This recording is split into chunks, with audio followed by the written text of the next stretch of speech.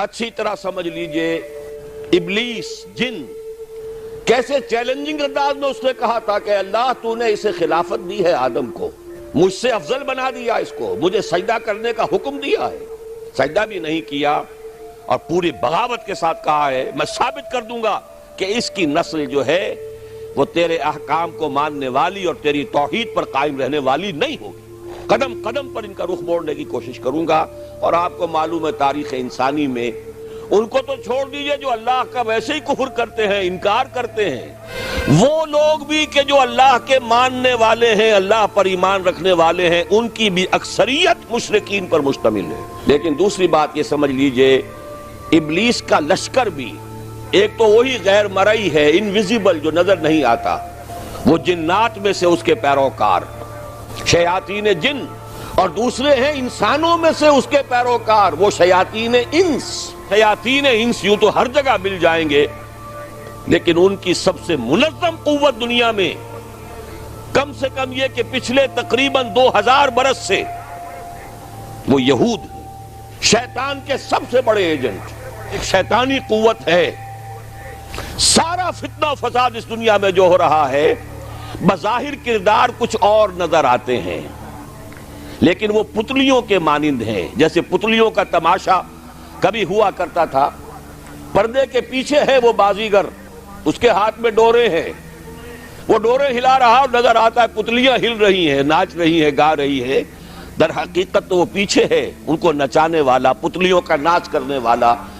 تو بڑے بڑے انقلابات اور بڑی بڑی جو دنیا کے اندر تبدیلیاں آئی ہیں ان سب کے پیچھے تار ہلانے والا یہی شیطان کا عظیم ترین ایجنٹ ٹولہ یہود ہے۔ اور اس وقت پھر وہ میرے ساتھ کسی کو شریک نہیں ٹھہرائیں گے۔ آج کس کو ٹھہرایا ہوا ہے؟ ہم تو در حقیقت نہ معلوم کتنے معبودوں کی بندگی اس وقت کر رہے ہیں کہ ایک سیلاب آ رہا ہے نیو ورلڈ آرڈر کے نام سے، براہ راست حکومتیں نہیں ہوں گی دوسروں کی، انہی میں سے لوگوں کو بٹھاؤ، لیکن مالیاتی شکنجے میں جکڑ لو، کام یہ کریں، محنت یہ کریں، صبح سے شام تک مشقت یہ کریں، اپنے سودی نظام سے، اپنے ورلڈ بینک سے، اپنے IMF سے ان کی محنت اور ان کی کمائی کی ملائی کھینچتے چلے جاؤ، چھاچ ان کو بھی دیتے رہو۔ پورے عالم اسلام میں حکومت میں وہی لوگ بیٹھے ہیں، عدل بدل وہ کرواتے رہتے ہیں، ایک زیادہ بدنام ہو گیا یا ہو گئی، چلو اس کو ہٹاؤ دوسرا لے آؤ، الیکشن کراتے رہو، یہ اسی میں مگن رہے،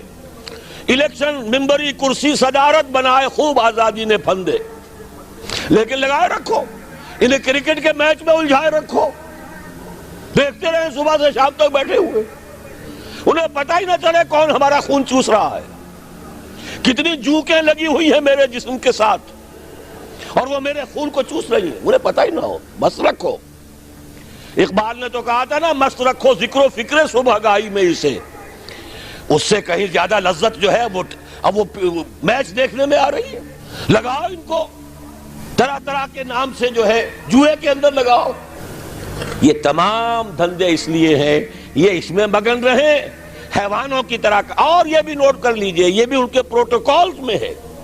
اخلاقی اعتبار سے انہیں کرپٹ کر دو، انہیں تمیز ہی نہ رہے بیٹی میں اور بیوی میں، انہیں تمیز نہ رہے مرد اور عورت میں، عورت کو باہر نکالو گھر سے، اسے شمع محفل بناؤ،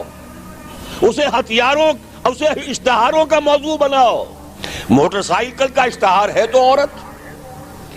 چائے کا اشتہار ہے تو عورت، یہ سارے کھیل یوں ہی نہیں ہو رہے، protocols of the elders of the Zion,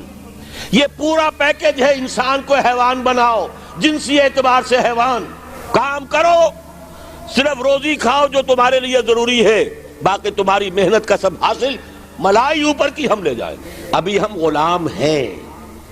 فرق صرف یہ ہے کہ پہلے انگریز فوجی بھی نظر آتے تھے، اب نظر نہیں آتے،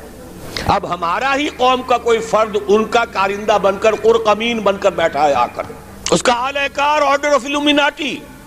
اس کے اعلی کار میسنز، فری میسنز، فلاں اور فلاں اور فلاں، دنیا کو ہے پھر مار کا روح و بدن پیش، تہذیب نے پھر اپنے درندوں کو ابھارا، اللہ کو پامر دیے مومن پہ